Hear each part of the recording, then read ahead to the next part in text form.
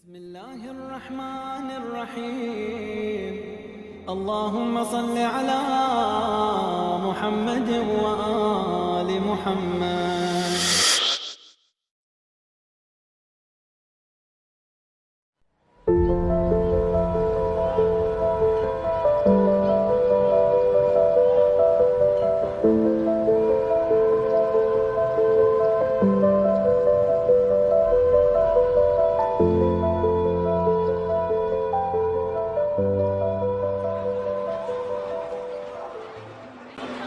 Pada hari Jumat, tanggal 13 di bulan Rajab. Pada hari itu, Allah membimbing Fatimah binti Asad untuk berjalan menuju Ka'bah yang suci. Lalu Allah membukakan untuknya dinding Ka'bah supaya Fatimah binti Asad bisa masuk dan melahirkan putranya di dalam Ka'bah. Dari dalam rumah suci itu, yang dimana fondasinya dibangun oleh Nabi Ibrahim dan Ismail. Terlahirlah seorang anak yang akan dikenang di setiap masa dan zaman.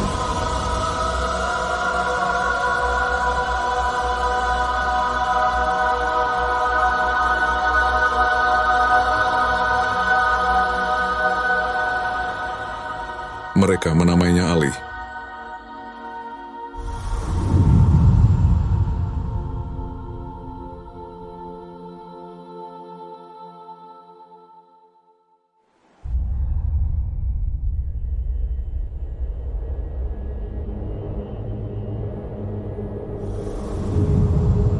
Imam Ali dibesarkan dalam asuhan seorang panutan nomor 1. Dia dididik sedemikian rupa, sehingga memungkinkannya mampu mengemban tanggung jawab yang hanya dapat diemban oleh para wasi Nabi. Dari sejak Imam Ali masih anak-anak, sepupunya Rasulullah Muhammad, semoga Allah memberkahinya dan keluarganya, membawa Imam Ali untuk tinggal bersamanya. Ketika belum ada risalah kerasulan yang diturunkan kepada Muhammad, di setiap waktu, Imam Ali selalu bersama keluarga dan gurunya Muhammad yang agung itu. Ia dikenali dari ciri khas raut wajahnya, dan dia dibentuk oleh sifat-sifatnya yang mulia. Pernahkah kau melihat seekor anak unta yang mengikuti ibunya dengan penuh kepolosan? Begitulah Imam Ali yang selalu mengikuti Rasulullah, menemaninya dalam setiap langkah, dalam diamnya maupun perjalanannya. Dan ia menemani perjalanan Rasulullah menuju Gunung Hira. Pertemuannya dengan Rasulullah di Gunung Hira berjalan di setiap tahun, sampai takdir membawanya menyaksikan peristiwa agung, sebuah kejadian yang telah dijanjikan dan ditunggu oleh bumi sejak lama.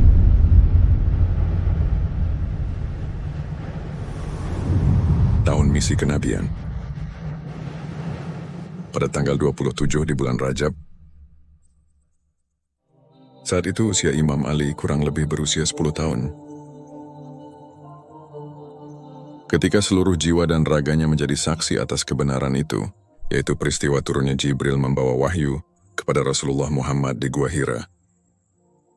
Saat itu ia juga mendengar suara jeritan iblis yang putus asa, karena wahyu kenabian telah diturunkan, hingga Rasulullah bersabda kepada Imam Ali, "Kamu mendengar apa yang aku dengar, dan kamu juga melihat apa yang aku lihat. Akan tetapi kamu bukanlah seorang nabi, namun kamu adalah seorang wazir, dan sungguh engkau berada di jalan kebaikan." Hanya berselang 1 hari, yang menjadi jarak antara turunnya wahyu pertama kepada Rasulullah dengan saat Imam Ali menyatakan keislamannya. Imam Ali telah beriman kepada dakwah Nabi saat masih dalam tahap awal dan belum dikenal. Maka hanya dialah dan tidak ada selainnya yang dijuluki Asy-Syadiqul Akbar. Usia Imam Ali saat itu baru menginjak 13 tahun. Saat ia berdiri pada posisi yang tak dapat dipahami, kecuali oleh penjaga amanah penerus para nabi. Pada tahun ketiga dari misi kenabian,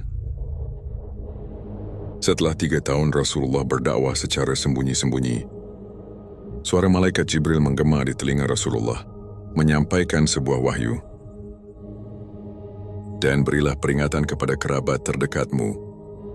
Rasulullah pun menyampaikan wahyu itu, yang dimana Allah memerintahkan Rasulullah untuk menyerukan dakwah secara terang-terangan. dimulai dari keluarga dan kaumnya sendiri. Di sebuah majelis terhormat, tempat berkumpulnya para bangsawan dan pemuka masyarakat, Rasulullah memecah dinding keheningan, dan ia berdiri menyatakan dengan terus terang dakwahnya di hadapan mereka. Sesungguhnya aku datang kepada kalian membawa kebaikan dunia dan akhirat. Dan sesungguhnya Allah yang Maha Mulia dan Maha Agung telah memerintahkanku untuk menyeru kalian kepadanya. Maka apakah kalian mau beriman kepadaku dan membantuku dalam urusan ini? Agar kelak ia menjadi saudaraku, penerus wasiatku dan khalifah penggantiku di tengah kalian. Seketika majelis itu pun terdiam dalam keheningan dan keterpanaan.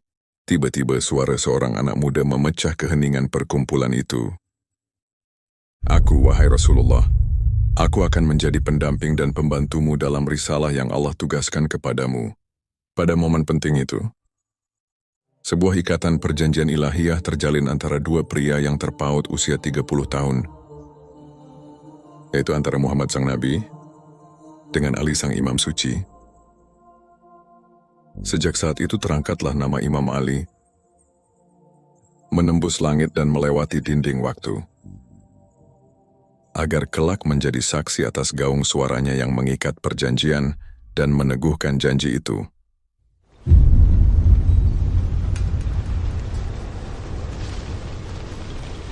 Memasuki tahun ke-7 dari misi kenabian,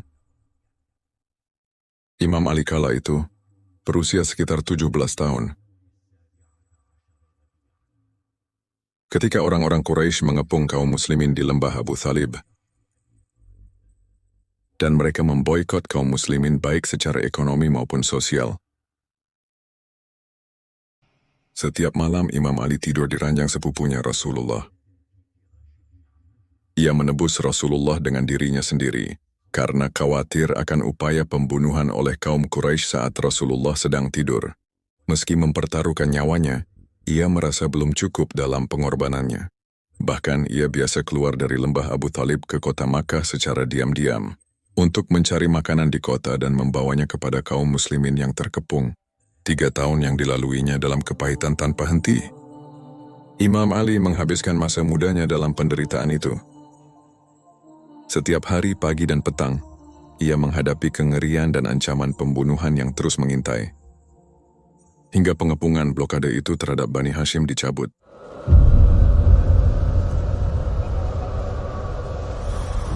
Di tahun ke-10 dari misi kenabian, Mekkah tak lagi ramah bagi Rasulullah, seolah menolaknya mentah-mentah, dan situasi pun kian memburuk. Terutama setelah wafatnya 2 pendukung dan penolong terbesar Rasulullah, yaitu Abu Thalib pamannya dan Khadijah istrinya. Maka Rasulullah pun memutuskan untuk hijrah ke Taif. Rasulullah membawa Imam Ali dalam perjalanannya. Imam Ali pada saat itu berusia 20 tahun. Dalam perjalanan itu, Imam Ali adalah pembela dan pelindung Rasulullah. Dialah yang menjadi tameng dari anak-anak bodoh Taif yang hendak mencelakainya.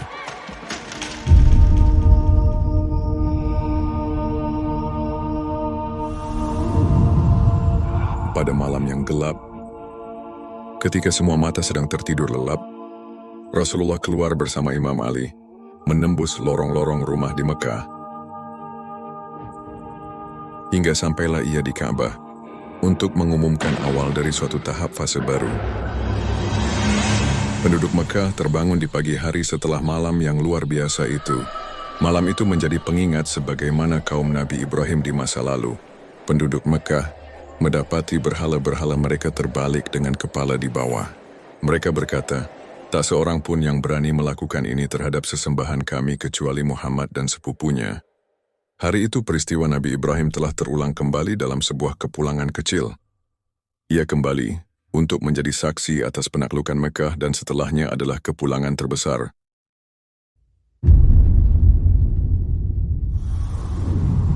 Tahun ke-13 dari masa misi kenabian. Setelah berbagai upaya pengepungan dan kelaparan yang tidak berhasil, yang diberlakukan secara paksa oleh kaum Quraisy terhadap umat Islam, selanjutnya mereka bertekad untuk membunuh Nabi saat ia sedang tidur. malaikat Jibril turun kepada Rasulullah untuk memberitahunya tentang rencana busuk kaum Quraisy. Maka Rasulullah memerintahkan Imam Ali untuk tidur di tempat tidurnya, menggantikannya dengan dirinya sendiri. Imam Ali pun segera memenuhi perintah Rasulullah dengan patuh. Di hadapan kematian ia pasrahkan dirinya dengan penuh keyakinan. Dan ia berbaring di tempat tidur Rasul, siap dihadapkan dengan kematian.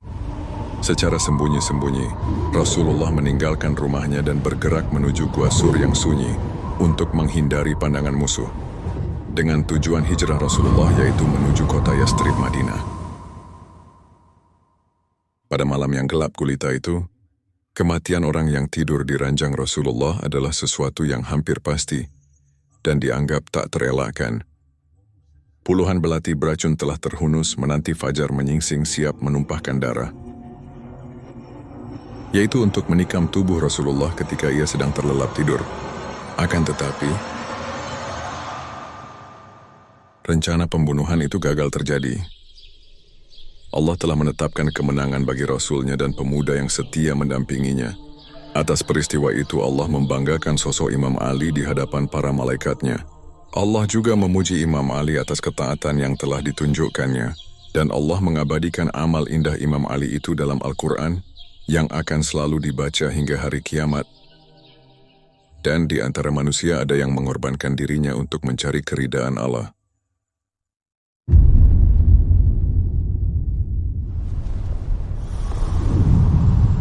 Imam Ali menyusul Rasulullah hingga ke Gua Sur, yaitu pada malam berikutnya. Dari saat peristiwa ketika ia tidur di atas tempat tidur Rasulullah. Ketika sudah sampai di sana, Rasulullah memerintahkan Imam Ali untuk kembali ke Mekkah. Imam Ali pun kembali ke Mekkah untuk menunaikan amanah dan mengembalikan segala titipan yang pernah dititipkan kepada Rasulullah. Imam Ali tinggal di Mekkah selama 3 hari. Ia pun menyeru orang-orang di tengah kota Mekkah. Siapapun yang memiliki amanah dari Muhammad, hendaklah ia datang kepadaku agar titipannya dikembalikan. Kala itu Rasulullah telah tiba dan beristirahat sementara di Quba.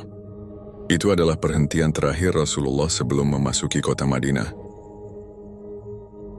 Akan tetapi Rasulullah tidak ingin masuk ke Madinah tanpa Imam Ali.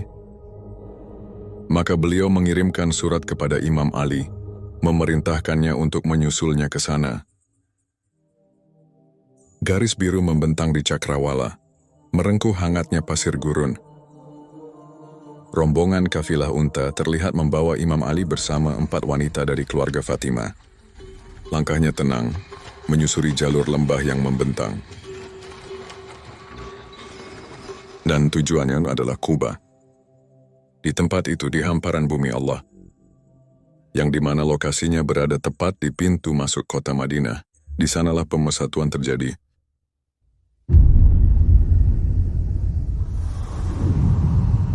Tahun pertama dari hijrah kenabian. Beberapa bulan setelah hijrah ke Madinah, Rasulullah bangkit kembali. Beliau menghancurkan semua penghalang yang dibangun oleh kejahiliahan di antara bangsa Arab. Lalu beliau mempersatukan antara kaum Muhajirin dan Ansyar, setelah sebelumnya beliau telah mempersaudarakan untuk pertama kalinya, yaitu di antara kaum Muhajirin sebelum hijrah. Saat itu Imam Ali berusia sekitar 24 tahun, ketika dia kembali menyaksikan waktu dan tempat itu untuk kedua kalinya. Rasulullah mengutamakannya dengan memilihnya sebagai saudara di antara semua orang. Ini adalah tahun yang penuh berkah, yang pada akhirnya ditutup dengan Al-Quran yang diberkahi. Pada tahun itu juga, banyak dari pembesar kabilah, kepala suku dan sahabat Nabi datang menghadap Rasulullah untuk melamar Fatimah putrinya yang mulia. Namun permata berharga itu bukan milik mereka. Tiada yang pantas bagi Fatimah, kecuali satu orang yang sepadan untuknya. Saksikanlah di bulan Zulhijjah, yaitu pernikahan Imam Ali saat ia berusia 25 tahun. Dengan putri Rasulullah yang mulia, Fatimah Az-Zahra.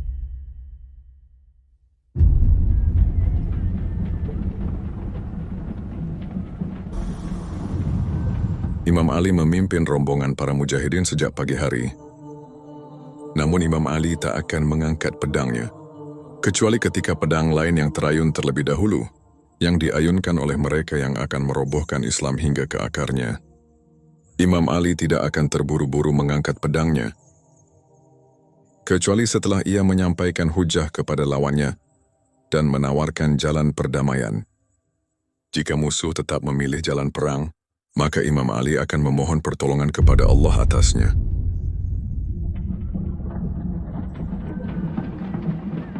Imam Ali berusia 25 tahun saat itu. Ketika ia berjuang bersama Rasulullah di perang bersenjata pertama,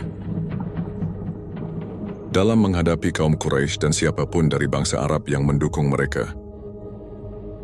Kedua pasukan bertemu saat itu di Badr. Di sanalah tempat di mana pasukan Quraisy menerima kekalahan yang menyakitkan. Imam Ali lah yang memperoleh keberuntungan terbesar dalam perang Badr itu. 70 orang dari pasukan Quraisy gugur dalam pertempuran. Di antara mereka terdapat 3 ksatria utama pasukan Quraisy, yaitu Utbah, Syaibah, dan Al-Walid bin Utbah, yang dimana salah satu dari mereka dibunuh oleh Imam Ali, sedangkan yang lainnya dibunuh oleh ksatria Rasul yang lainnya. Mereka adalah para ksatria Rasulullah yang gagah berani. Kematian ketiga ksatria pasukan Quraisy itu membuka jalan kemenangan bagi kaum muslimin. Selanjutnya, 70 pasukan musuh terbunuh. Banyak dari mereka tewas di tangan Imam Ali, dan sisanya pasukan Rasulullah yang lain bantu tumbangkan mereka, sehingga pasukan Quraisy menjuluki Imam Ali sebagai Al-Maut Al-Ahmar. Dalam perang Badar, Imam Ali membungkam kezaliman kaum Quraisy dan meruntuhkan kesombongan mereka, sehingga menjadikan hati-hati mereka menyala oleh dendam kesumat kepada Imam Ali, berhadapan dengan orang-orang yang hina. Karena itu Imam Ali akan menjadi lawan pasukan Quraisy, dan juga sampai para keturunannya serta para syiahnya di masa mendatang.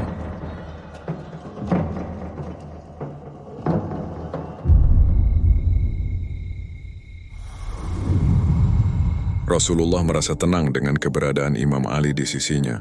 Di medan-medan peperangan yang membuat para pahlawan akan mundur, dan langkah-langkah kaki tertahan. Di saat ketika tak ada seorang pun yang mampu bertahan di medan perang, dia Imam Ali tetap berdiri kokoh. Memasuki tahun ketiga hijrah Nabi. Saat itu Imam Ali, ia telah mencapai usia sekitar 26 tahun. Ketika ia ikut bersama Rasulullah dalam pertempuran bersenjata kedua melawan pasukan Quraisy. Setahun setelah kemenangan kaum muslimin di Perang Badar, kaum Quraisy bergerak menuju Madinah dengan ribuan pasukan untuk membalas dendam. Pasukan muslimin pun keluar untuk menyambut mereka. Di medan Uhud, dua kekuatan besar akhirnya bertemu. Di Gunung Uhud itulah yang menjadi saksi bagaimana keteguhan Imam Ali di sisi Rasulullah. Setelah pasukan kaum muslimin tercerai-berai oleh musuh, lalu membiarkan Rasulullah menghadapi bahaya sendirian di tengah pertempuran itu, dikarenakan pelanggaran sebagian pasukan muslim terhadap perintah Rasulullah, menyebabkan timbangan kemenangan menjadi condong ke pihak musuh, dan mereka pun menggempur pasukan muslimin dengan pembantaian yang dahsyat. Pada saat-saat itu, semua pasukan muslimin melarikan diri dari medan pertempuran, kecuali satu orang muhajirin yang tetap tinggal, karena ia mencintai Rasulullah lebih dari mencintai dirinya sendiri. Sungguh Imam Ali telah mampu mengendalikan dirinya sendiri, dan bukan sebaliknya. Dia tetap berdiri teguh di medan pertempuran.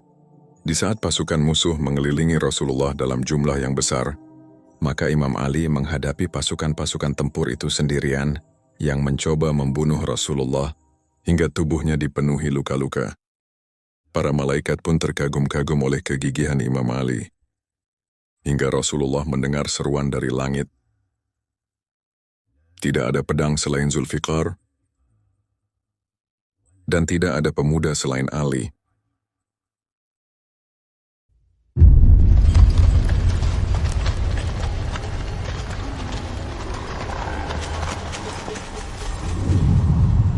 keempat Hijrah Nabi. Saat itu, Imam Ali berusia sekitar 27 tahun. Ketika orang-orang Yahudi pertama kali merasakan kedahsyatan kekuatan Imam Ali, di tahun itu, orang-orang Yahudi Bani Nadir telah menyeret penderitaan itu kepada diri mereka sendiri. Setelah mereka mengingkari perjanjian damai dengan Rasulullah, lalu berusaha membunuh beliau, Rasulullah memutuskan untuk mengusir mereka dari Madinah sebagai hukuman. Namun dukungan orang-orang munafik yang mengikuti mereka menjadikan orang-orang Yahudi menolak dan mereka menjadi merasa besar diri. Rasulullah pun keluar untuk mengepung mereka dengan strategi perang. Imam Ali pun ikut memerangi orang-orang zalim itu. Imam Ali adalah sosok yang tangguh bagi orang-orang Yahudi. Imam Ali membunuh banyak pasukan Yahudi, begitu juga pasukan Yahudi yang lain tumbang di tangan sebagian sahabat. Alasan utama penaklukan benteng Bani Nadir saat itu.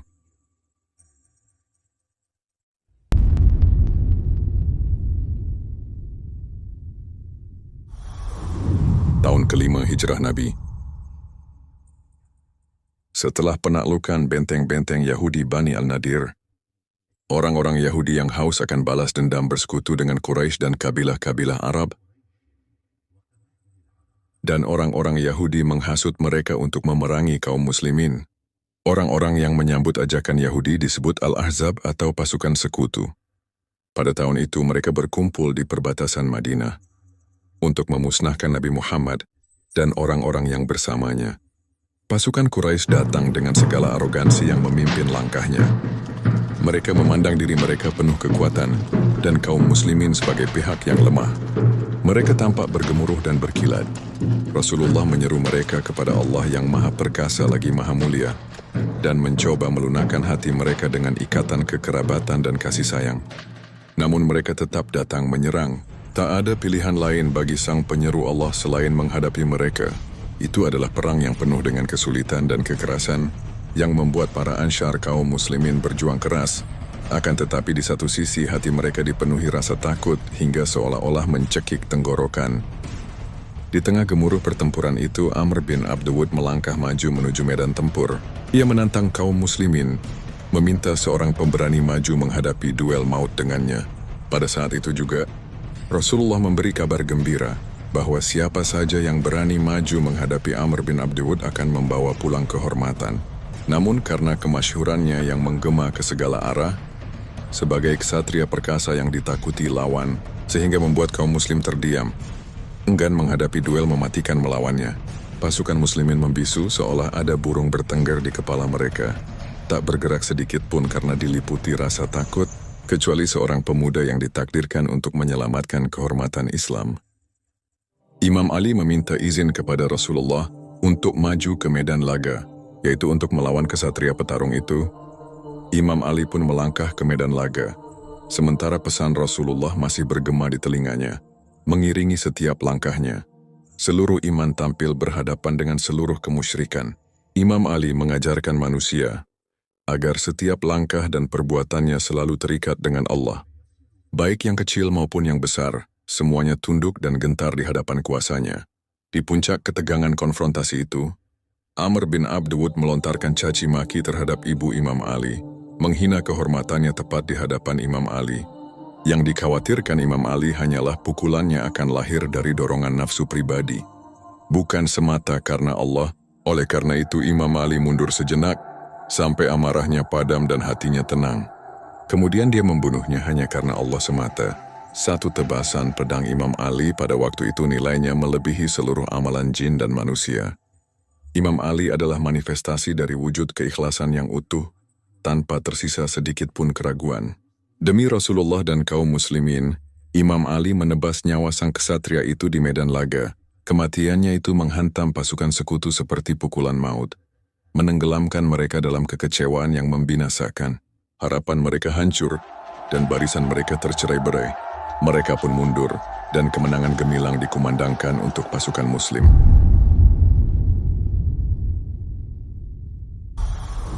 Ketika Rasulullah dan kaum muslimin kembali ke Madinah setelah perang Ahzab, malaikat Jibril datang kepada Rasulullah secara langsung, memerintahkannya untuk bergerak menuju Bani Quraizah yang telah melanggar perjanjian damai dengan Rasulullah. Mereka adalah salah satu golongan pasukan sekutu yang telah berpaling memerangi Rasulullah. Rasulullah mengutus Imam Ali mengibarkan panji agungnya untuk memimpin perjalanan menuju benteng Bani Quraizah. Hati-hati Bani Quraizah bergetar dilanda ketakutan saat sosok Imam Ali menjelma di hadapan mereka bagaikan bayang kematian. Lihatlah, telah datang kepada mereka sang penakluk legendaris, pembunuh Amr bin Abdwud. Allah telah menurunkan perhatian istimewanya kepada Imam Ali. Dialah yang telah menaklukkan Amr bin Abdwud.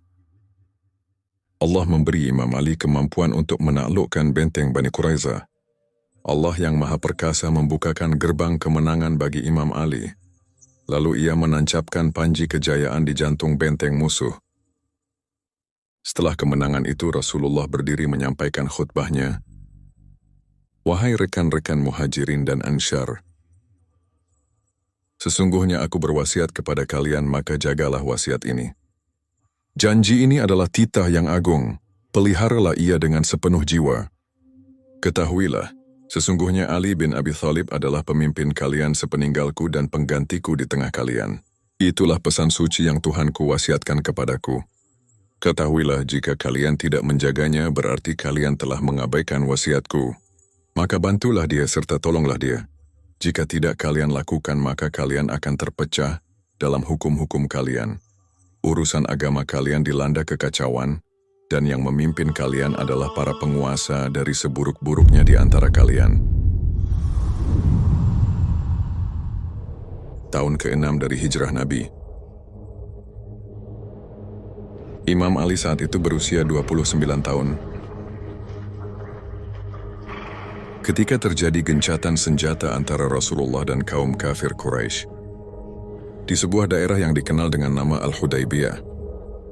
Pada hari itu wahyu turun memerintahkan Rasulullah untuk menunjuk Imam Ali sebagai penulis perjanjian bersejarah tersebut. Dan dialah yang dipercaya untuk menulis dengan tangannya sendiri naskah perjanjian gencatan senjata.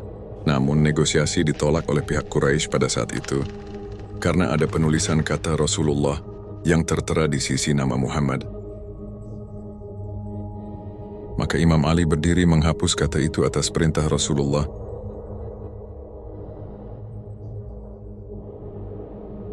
Di saat itu, dengan tatapan yang syarat kesedihan, Nabi menoleh kepada Imam Ali dan bersabda, "Wahai Ali, engkau pun akan mengalami hal yang serupa."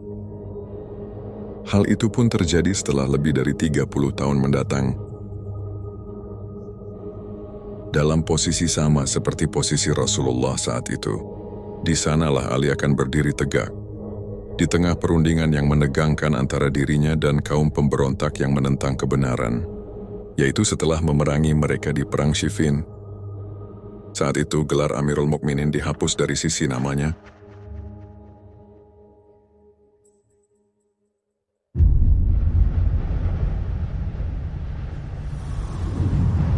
Panji agung atau bendera terbesar.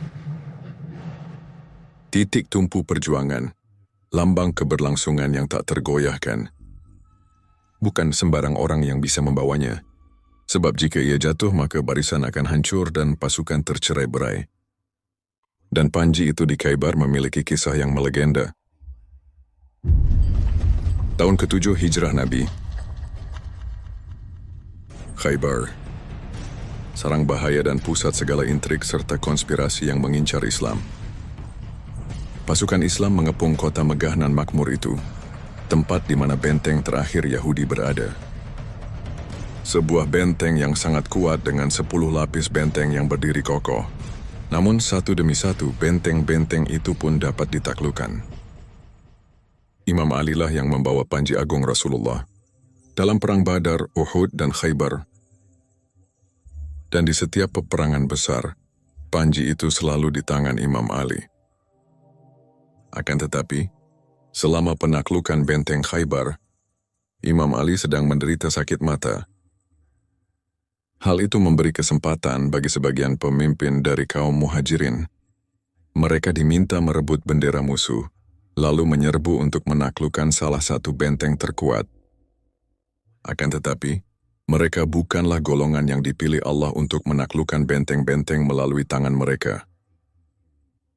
Untuk membuka pintu gerbang Khaybar yang dipenuhi penjaga, maka mereka pun lari dari medan pertempuran. Mereka mundur dari pertempuran, pulang dalam kekalahan dan menyeret rekan-rekan mereka yang terluka. Maka siapa kiranya yang berani menghadapi sang ksatria Yahudi? Namanya adalah Marhab. Pelarian mereka membuat Rasul kecewa, dan beliau pun mengumumkan, "Siapa yang berani maju melawan? Besok aku akan memberikan panji ini kepada seorang lelaki yang mencintai Allah dan Rasul-Nya, dan Allah serta Rasul-Nya mencintainya. Ia adalah ksatria yang tak pernah mundur. Allah akan memberi kemenangan melalui tangannya. Ia adalah seorang lelaki yang dicintai Allah dan Rasul-Nya. Menurut kalian, siapakah dia? Siapakah yang akan dianugerahi medali kehormatan yang agung itu?"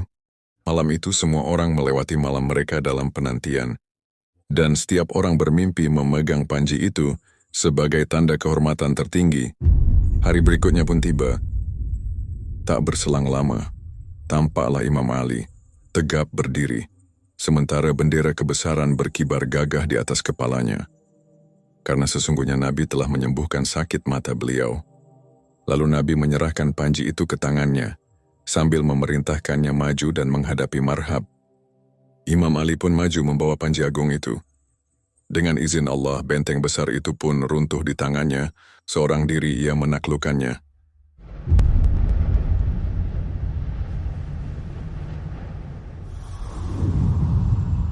Imam Ali adalah sang singa yang maju tanpa gentar, di saat manusia lain mundur ketakutan. Namun bukan hanya Uhud dan Khaybar yang menjadi saksi atas keberanian Imam Ali itu. Bahkan Perang Zat As-Salasil pun menjadi saksi bisu kejayaan itu.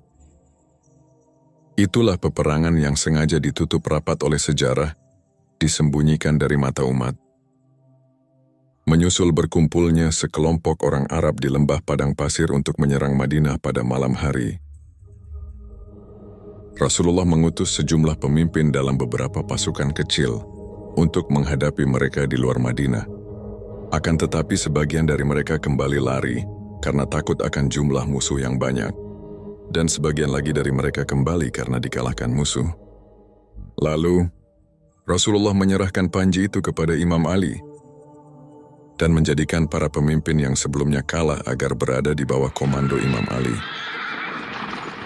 Imam Ali mengenakan ikat kepala yang mengikat erat di dahinya setiap kali Rasulullah mengutusnya menghadapi situasi yang berat.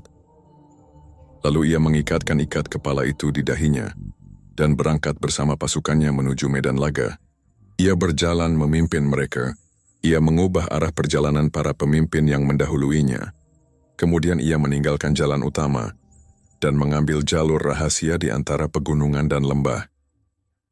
Lalu, rasa iri meracuni hati seorang pemimpin ketika ia sadar, dengan langkah ini Imam Ali pasti akan meraih kemenangan, yang menjadikannya berusaha menggagalkan strategi Imam Ali itu, dan berencana menggagalkan strategi itu dengan cara kembali ke jalan utama. Dia memprotes bahwa jalan yang ditempuh Imam Ali adalah jalan yang tidak ia kuasai dan penuh risiko. Jalan itu asing baginya, tanpa pengalaman dan penuh risiko yang mengintai. Maka Imam Ali lalu berkata, "Siapapun di antara kalian yang taat kepada Allah dan Rasul-Nya, maka hendaklah ia mengikutiku. Dan barang siapa yang ingin menentang Allah dan Rasul-Nya, maka hendaklah ia menjauh dariku." Kemenangan tak datang begitu saja. Salah satu syaratnya adalah berpegang teguh pada prinsip-prinsip perang. Tidak seperti para pemimpin lainnya, Imam Ali menjaga prinsip-prinsip itu dan berpegang teguh padanya. Kemenangan pun diraih Imam Ali. Pengorbanan Imam Ali telah mencapai puncaknya, melampaui keberanian dan kemuliaan jiwa. Peperangan ini memegang arti yang luar biasa penting. Saat wahyu itu turun kepada Rasulullah di pagi yang penuh cahaya, hari kemenangan yang agung. Dalam pertempuran itu, turunlah sebuah surat yang utuh, surat Al-Adiyat, yang mengabadikan momen tersebut. Ketika mereka berjarak 3 mil dari kota Madinah, Rasulullah keluar bersama seluruh sahabatnya untuk menyambut Imam Ali. Rasulullah mengusap debu dari wajah Imam Ali menggunakan selendangnya yang mulia. Lalu beliau mencium di antara kedua matanya dan menangis kemudian bersabda, "Segala puji bagi Allah, wahai Ali. Dialah yang menguatkan langkahku melalui dirimu dan menegakkan punggungku dengan keberadaanmu."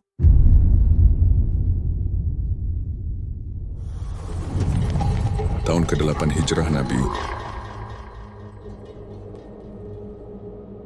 Di tahun itu, Rasulullah mengutus Imam Ali kepada kabilah Hamdan di Yaman untuk mengajak mereka masuk Islam.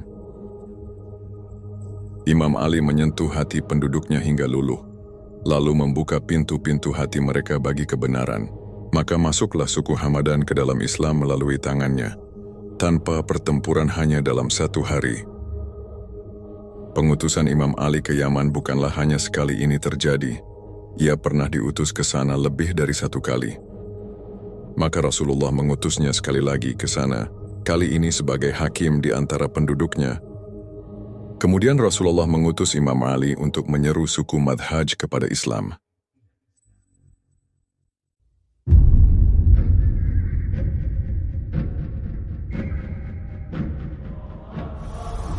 Perjalanan hidup Imam Ali dipenuhi banyak persinggahan bersejarah. Ia selalu bergerak atas perintah Rasulullah. Ada banyak tembok penghalang dan rintangan berat yang menghadang perjalanan dakwah menuju Tuhan Yang Esa. Penaklukan Mekah menjadi salah satu titik bersejarah dalam perjalanan itu. Saat itu Rasulullah menugaskannya sendiri untuk menghancurkan seluruh berhala tanpa bantuan siapapun. Pada hari itu, Imam Ali masuk ke Mekah bersama para penakluk, membawa bendera yang telah diberi kabar gembira dengan kemenangan. Namun itu bukan kemenangan biasa, melainkan kemenangan yang dipadu dengan rahmat. Hari itu semboyan yang ia junjung adalah semboyan Rasulullah. Hari ini adalah hari rahmat, hari ini kehormatan dijaga. Setelah penaklukan Mekah, di wilayah itu sisa kekafiran dan kemusyrikan bersembunyi, nyaris menimpa yang mula-mula. Andai bukan karena sisa-sisa kemusyrikan yang masih bersembunyi di setiap penjuru.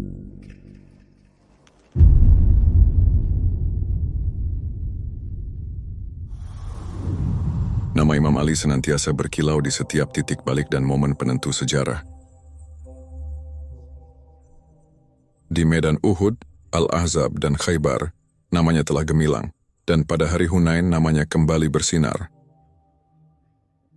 Belum genap sebulan sejak penaklukan besar di Makkah, sampailah suku Hawazin dan Thaqif bersama sekutu-sekutu Arabnya bersatu dalam satu barisan demi menyalakan api permusuhan.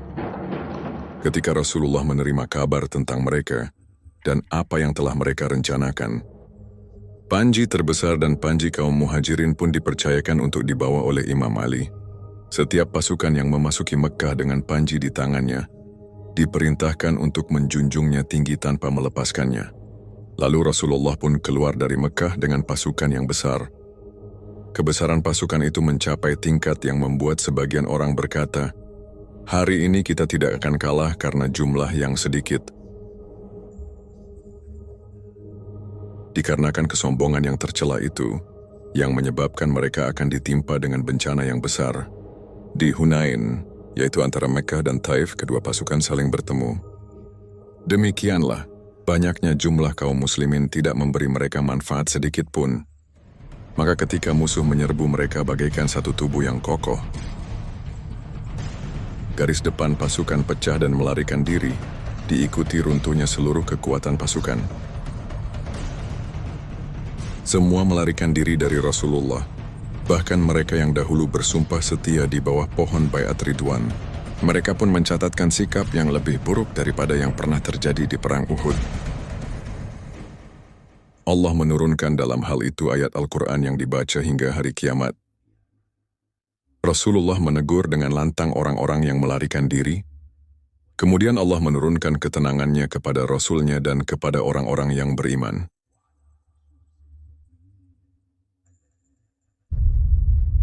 Begitulah, maka sesungguhnya Imam Ali dan sekelompok dari Bani Hashim tetap teguh bersama Rasulullah. Bani Hashim membentuk tameng manusia di sekitar Rasul agar senjata musuh tidak mengenainya.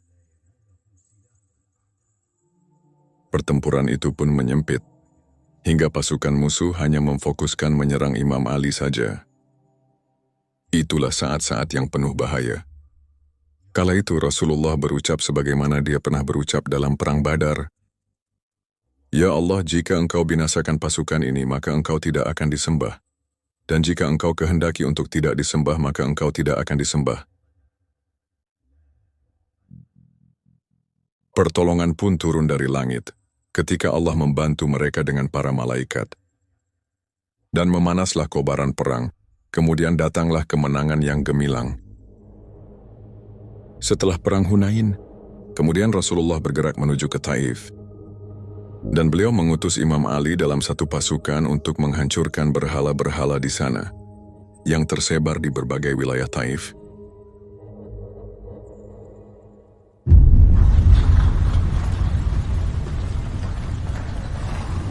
Bagi Imam Ali yang masyhur akan ketegasannya dan tajam pandangannya dalam setiap perkara, oleh karena itu di setiap perkara, Rasulullah mengutusnya, dan ia tak pernah berada di bawah komando siapapun. Tahun ke-9 dari hijrah Nabi, bangsa Romawi mengerahkan jumlah pasukan yang sangat besar dan bergerak untuk memerangi kaum muslimin di Madinah. Rasulullah mengumumkan mobilisasi pasukan besar-besaran untuk bersiap menghadapi mereka. Beliau meninggalkan Madinah, diiringi gelombang ribuan pasukan muslimin kecuali Imam Ali tetap tinggal. Sosok kunci di segala medan pertempuran itu tak akan hadir dalam Perang Tabuk, yaitu sebuah pertempuran yang paling mematikan yang pernah mengancam pasukan muslim. Mengapa? Rasulullah meninggalkan Imam Ali agar dia tetap tinggal di Madinah. Pada hari itu, kedudukan Imam Ali di sisi Rasulullah bagaikan Harun di sisi Musa. Di ambang pintu kota, Rasulullah bersabda kepada Imam Ali, "Aku meninggalkanmu untuk urusan di belakangku, karena Madinah tidak akan baik kecuali denganku atau denganmu." Akan tetapi, ini bukan hanya urusan pengganti di Madinah. Ada sesuatu yang jauh lebih besar di balik itu.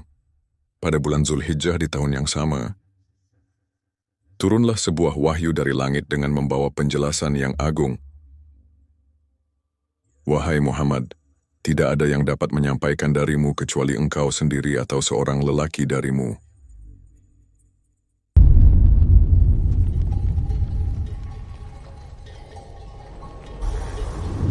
Pada akhir tahun ke-9 dari hijrah Nabi, Malaikat Jibril yang terpercaya datang menyampaikan wahyu kepada Rasulullah tentang surah Bara'ah,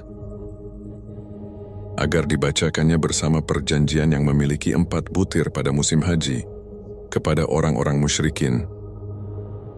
Rasulullah menugaskan salah seorang sahabat dan mengutusnya dalam sebuah delegasi ke Makkah untuk menunaikan misi agung, membawa pesan wahyu ilahi yang diamanahkan dari Rasulullah.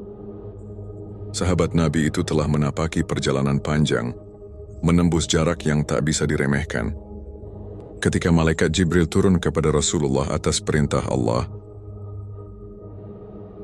"Wahai Muhammad, tidak ada yang dapat menyampaikan darimu kecuali engkau sendiri atau seorang laki-laki dari keluargamu." Langit telah membatasi lingkaran penyampaian ilahi pada pribadi Rasulullah atau Imam Ali saja. Ketika Rasulullah mengutus Imam Ali untuk menyusul sahabat itu, Imam Ali membawa ayat-ayat suci itu dan memimpin rombongan, lalu berangkat untuk melaksanakan tugasnya. Ia masuk Mekah dengan segenap bebannya, keberaniannya, dan ketegasannya. Imam Ali membacakannya kepada penduduk Mekah dan orang-orang yang datang dari berbagai penjuru jazirah Arab. Surah Bara'ah pun dikumandangkan, disertai dengan pengumuman keputusan-keputusan penting lainnya. Dengan suara lantang yang menggema, Imam Ali pun menyampaikannya hingga terdengar oleh setiap jiwa yang hadir di tempat itu.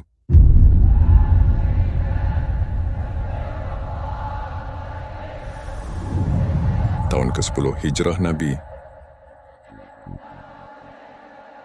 gelombang manusia yang membanjir dari segala penjuru yang tak terbilang jumlahnya. berkumpul di Mekah untuk turut bersama Rasulullah dalam haji terakhirnya. Setelah mengumumkan panggilan umum untuk haji, saat itu Imam Ali tengah mengemban tugas mulia di tanah Yaman. Di saat itu Rasulullah mengirim pesan, meminta Imam Ali hadir dan menemani beliau di kota Mekah, agar ikut berpartisipasi dalam melaksanakan haji wada atau haji perpisahan. Musim haji. Begitu ibadah haji usai, Rasulullah segera menyerukan keberangkatan cepat meninggalkan Mekah. Getaran bahaya mulai terasa di hati setiap orang. Maka apa yang akan terjadi setelah ini sangatlah penting. Rasulullah meninggalkan Mekah, diiringi kafilah para jamaah haji yang berjalan bersama beliau. Rombongan itu menerobos lembah demi lembah. Orang-orang mengelilingi Rasulullah baik yang ada di depannya, di belakangnya, di sebelah kanannya, dan di sebelah kirinya. Hingga ketika tiba pada hari ke-18 di bulan Zulhijjah, inilah hari yang mengulang gema sejarah saat Musa menegakkan sosok penerusnya di tengah kaumnya. Perjalanan kenabian itu berlabuh di Ghadir Khum. Malaikat Jibril pun turun membawa wahyu kepada Rasulullah, dan Allah memerintahkannya untuk mengangkat Imam Ali sebagai imam dan pemimpin bagi manusia. Rasulullah pun menobatkan Imam Ali untuk mengemban kedudukan agung ini. Dan Rasulullah mengumumkan kepada para hadirin kepemimpinan Imam Ali di hadapan orang banyak, lalu mengikatkan kepadanya baiat di leher kaum muslimin.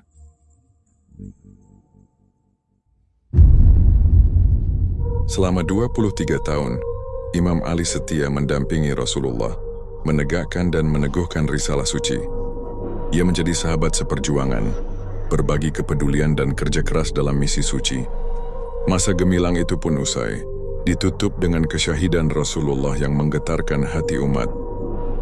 Tiba-tiba Imam Ali mendapati dirinya memasuki babak baru kehidupannya.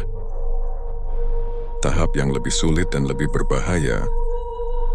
Dia akan berdiri di sana untuk menyampaikan sebuah pesan yang mungkin termasuk salah satu pesan terberat dan jihad yang paling agung.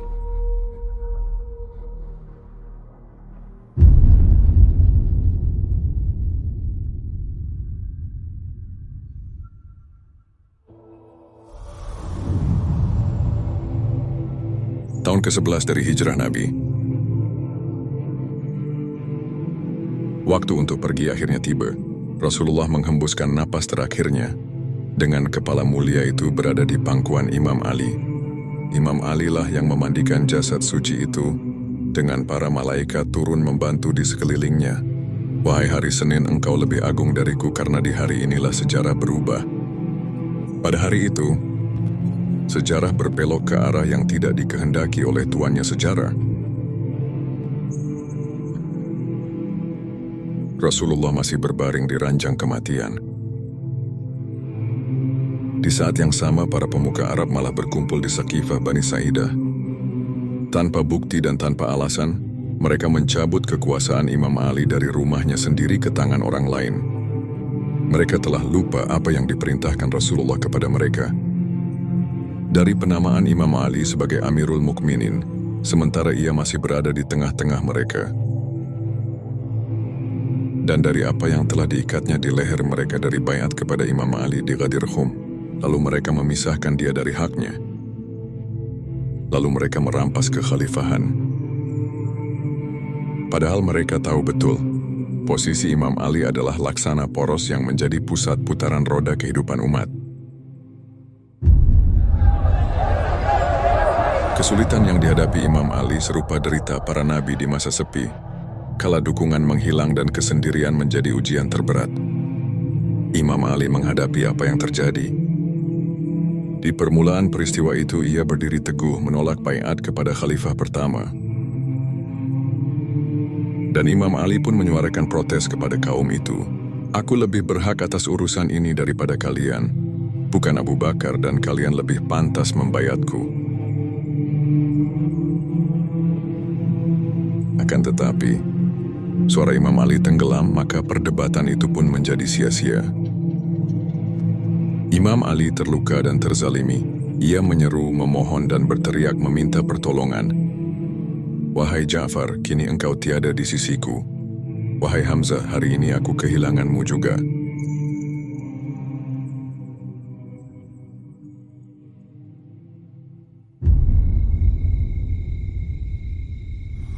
Imam Ali pada saat itu tidak hanya menolak baiat dan memprotes kaum itu saja. Pada hari-hari itu, Imam Ali keluar pada malam hari bersama Fatimah istrinya dan juga kedua putranya. Dia berkeliling bersama ahlul baitnya menuju orang-orang Badar dan orang-orang yang terdahulu dalam keimanan. Imam Ali menasihati mereka, mengingatkan akan janji setia dan sumpah mereka untuk memberi pertolongan sebagai ketaatan terhadap perintah Rasulullah yang telah mewasiatkannya untuk memerangi kaum zalim. Imam Ali akan melawan dengan syarat ia menemukan para pembantu dan penolong yang dengannya ia dapat merebut kembali haknya. Jika Imam Ali menemukan 40 orang yang bertekad kuat, niscaya ia akan melawan kaum itu. Saat itu hanya segelintir pejuang setia dari generasi awal yang menjawab panggilannya. Dikarenakan sedikitnya para pendukung, dan karena beberapa alasan yang dia sebutkan dalam kata-kata dan khutbahnya kelak, Imam Ali lebih memilih melaksanakan apa yang telah diperintahkannya oleh Rasulullah kepadanya. Maka tetaplah berdiri kokoh di atas bumi, sarungkanlah pedang, pilihlah kesabaran dan bertahanlah dengan ketabahan. Meski begitu, seluruh haknya telah jelas dan tetap berlaku untuk semua orang. Imam Ali tidak pernah mencari kekuasaan atau jabatan demi dirinya sendiri. Bagaimana mungkin ia dituduh demikian sedangkan justru ia sendiri pernah berkata, "Ya Allah, Engkau mengetahui bahwa aku tidak menginginkan kepemimpinan ini dan tidak pula bernafsu untuk meraih singgasana raja dan kekuasaan. Yang kuinginkan hanyalah menegakkan aturan-Mu dan menjalankan hukum-Mu, menempatkan segala sesuatu pada tempatnya, dan menjelaskan kebenaran kepada para pemiliknya, dan melangkah di atas jalan Nabi-Mu, dan membimbing orang yang sesat kepada cahaya petunjuk-Mu."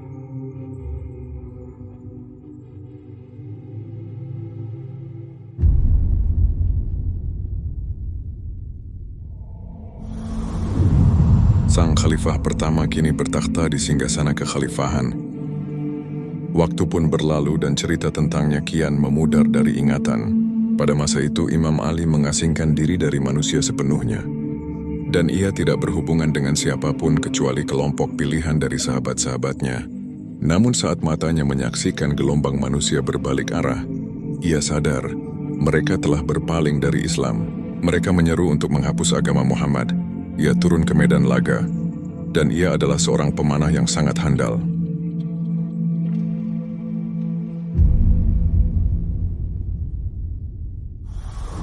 Mereka berusaha menghalangi Imam Ali dan kekhalifahan untuk kedua dan ketiga kalinya.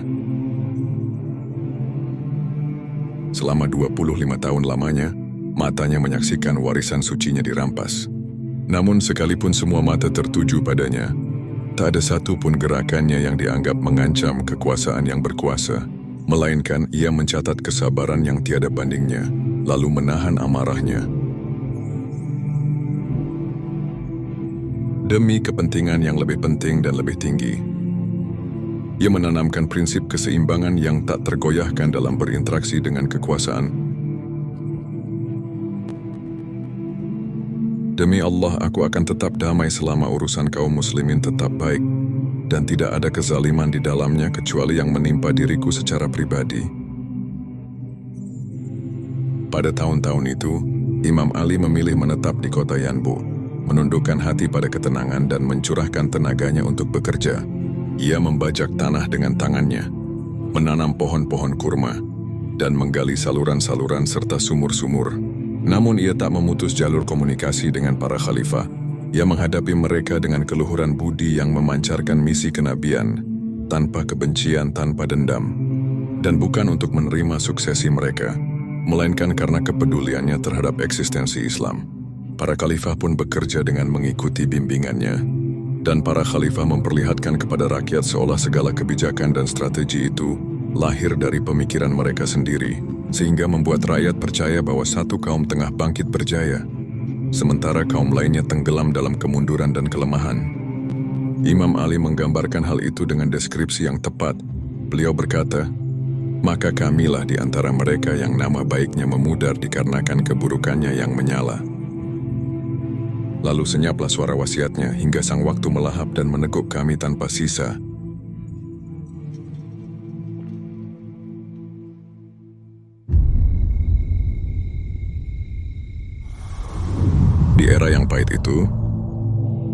masa yang membentang panjang, menelan seperempat abad usia waktu.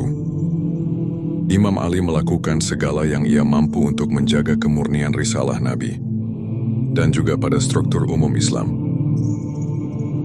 Tapi itu 25 tahun yang sangat berat. Imam Ali meneguk pahitnya kesabaran itu, bagaikan menyambut hantaman pedang dan tusukan tombak, tapi bukan luka yang menyakiti tubuh, melainkan luka yang mengiris jiwa dan mencekik hati dalam jerat nestapa. Meski seluruh daya telah ia curahkan, dia menyaksikan kebijakan Nabi menghilang sedikit demi sedikit.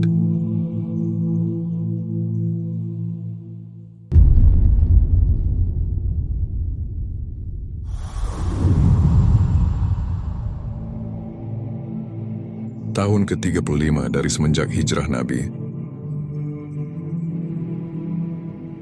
Tahun-tahun yang sulit telah berlalu. Perhatian dan pandangan berubah setelah kematian Khalifah ketiga, yaitu kepada seseorang yang dilihat umat saat itu memancarkan wajah sang penyelamat. Kerumunan rakyat berbondong-bondong menuju kediaman Imam Ali. Mereka memintanya untuk menerima dan memikul tanggung jawab kekhalifahan. Mereka mendatangi Imam Ali dari segala sisi, bagaikan kawanan lebah yang bergegas kembali kepada ratunya. Sungguh Imam Ali pada awalnya menolak untuk memenuhi permintaan mereka. Karena Imam Ali sangat memahami isi hati dan niat kaum itu. Meskipun ketika mereka mendatanginya dengan cara seperti itu demi membayatnya, maka Imam Ali pun menegakkan hujjah kepada semua orang sebelum mereka membayatnya, seraya berkata, "Ketahuilah bahwa jika aku memenuhi permintaan kalian, aku akan menuntun kalian berdasarkan apa yang aku ketahui. Aku tidak akan mengikuti ucapan siapapun atau terpengaruh oleh teguran orang yang menegur."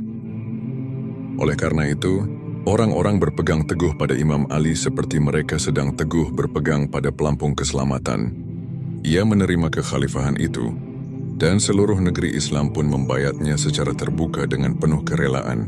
Hal itu tidak pernah terjadi kepada salah seorang khalifah sebelum dia, kecuali wilayah Syam dan segelintir orang yang dapat dihitung dengan jari, yang menolak baiat mereka kepada Imam Ali.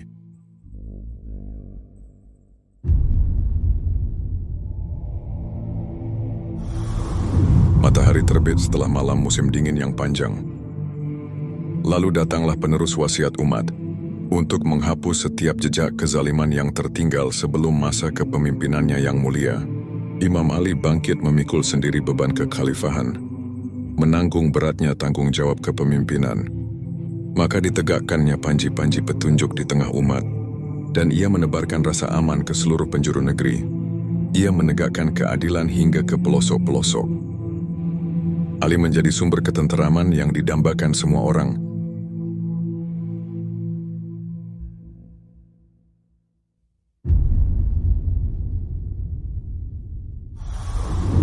Hidup berdampingan dalam naungan keadilan dan kebijakan Imam Ali tidaklah mudah bagi mereka yang mengejar kepentingan duniawi, serta para penzalim dan juga mereka yang hanya mengejar kepentingan pribadi. Dan mereka menampakkan permusuhan kepada Imam Ali. Mereka menyerang Imam Ali dengan gelombang perang dan berbagai fitnah. Dari para tokoh agama yang disegani dan dihormati, pasukan zalim yang menyamarkan diri dengan pakaian ala Nabi Ibrahim, serta wajah-wajah yang tampak zuhud dan khusyuk beribadah. Mereka adalah para pelanggar janji, kaum zalim, dan para pemberontak. 3 front berbaris menghadap Imam Ali untuk memeranginya.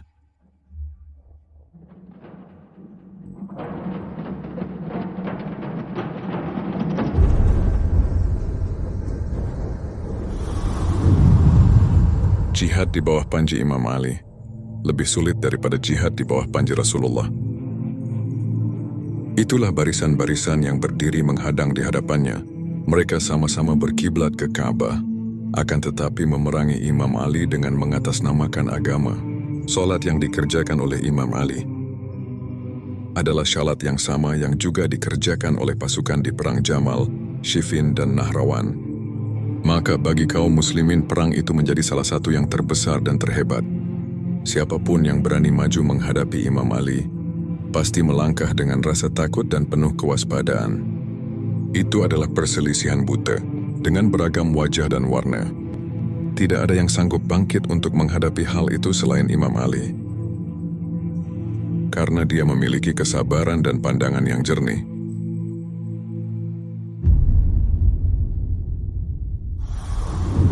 Di akhir hidupnya, Imam Ali menyebut sesuatu dengan kerinduan dan rasa sakit. Aku mencintainya di masa lalu, dari kalangan orang-orang yang memiliki keutamaan dan kedudukan dalam Islam. Mereka yang tetap teguh di jalan yang benar. Di mana saudara-saudaraku yang telah menempuh jalan ini dan terus berjalan di atas kebenaran? Di mana Ammar? Di mana Ibnu Al-Tayhan dan di mana Dhu Al-Syahadatain? Kedukaan atas kehilangan mereka dan merasa bimbang tanpa mereka. Yang tersisa hanyalah sedikit akhlak dari sebagian orang. Mereka telah kehilangan kesadaran dan mata hati. Mereka tuli meski memiliki pendengaran, bisu meski mampu berbicara, dan buta meski memiliki mata untuk melihat. Maka ketika dia memanggil mereka, mereka tidak menjawab. Dan ketika ia mengajak mereka bangkit, mereka justru berpaling dan menolak. Sang imam merasakan sakit karena mereka, dan ia mengadu, menegur, serta menegakkan peringatan. Semoga Allah memerangi kalian. Sungguh kalian telah memenuhi hatiku dengan nanah dan memenuhi dadaku dengan amarah. Kalian membuatku meneguk pahitnya kesedihan hingga kehelaan napas terakhir, dan kalian merusak segala rencanaku dengan pembangkangan dan pengkhianatan. Sungguh kehinaan telah menyebar di dalam jiwa umat, dan segala sesuatu terlihat terbalik. Maka Imam Ali hidup pada masa-masa itu dengan penderitaan dan rasa sakit. Itu lebih menyakitkan daripada pukulan yang membuat ubannya basah oleh darah dari kepalanya.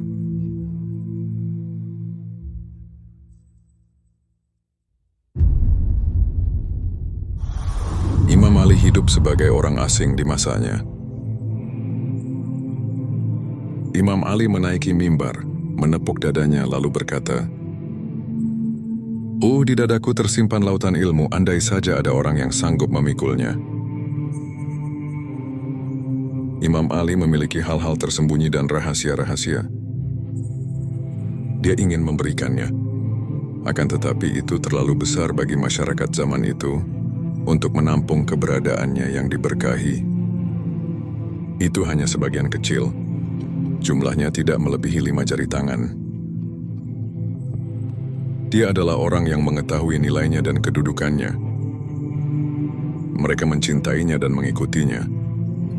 Imam Ali pergi di tengah malam. Lalu ia menatap ke dalam sumur. Lalu ia berbicara kepada sumur itu, menumpahkan segala keluh kesahnya di dalamnya.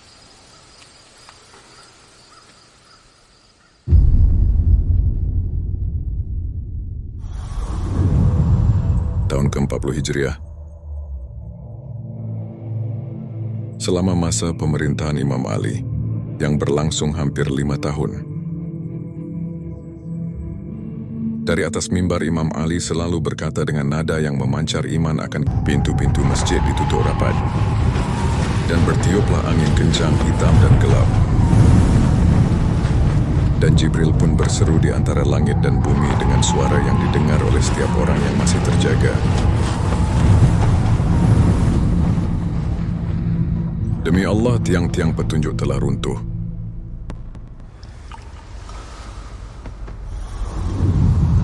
Pada pagi hari tanggal 19 di bulan Ramadan, pada tahun ke-40 Hijriah, fajar terakhir Kufah yang dipandang oleh kedua mata Imam Ali. Jiwanya pun terangkat menuju dunia yang lebih indah pada hari ke-21 di bulan itu.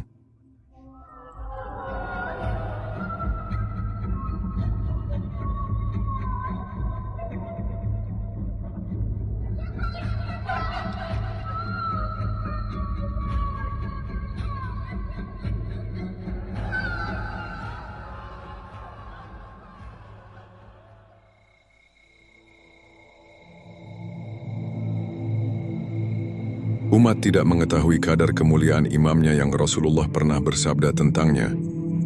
Seandainya aku tidak khawatir sebagian kelompok dari umatku akan berkata tentang dirimu.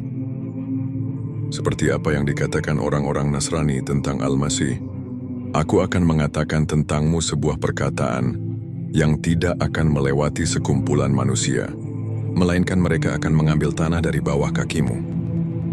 Mereka tidak pernah benar-benar mengenal Imam Ali, sang Imam Agung itu. Di detik-detik terakhir hidupnya, ia berbisik seolah berbicara kepada sejarah dan generasi yang akan datang. Kelak kalian akan menyaksikan masaku dan Allah Azza wa Jalla akan menyingkap seluruh rahasiaku. Dan kalian akan benar-benar mengenalku setelah tempatku kosong, dan setelah aku berdiri di tempat yang bukan lagi posisiku sekarang.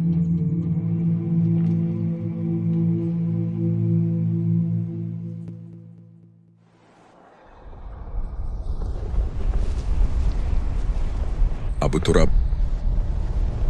adalah julukan yang diberikan Rasulullah kepada Imam Ali. Itulah gelar panggilan dan nama yang paling ia cintai.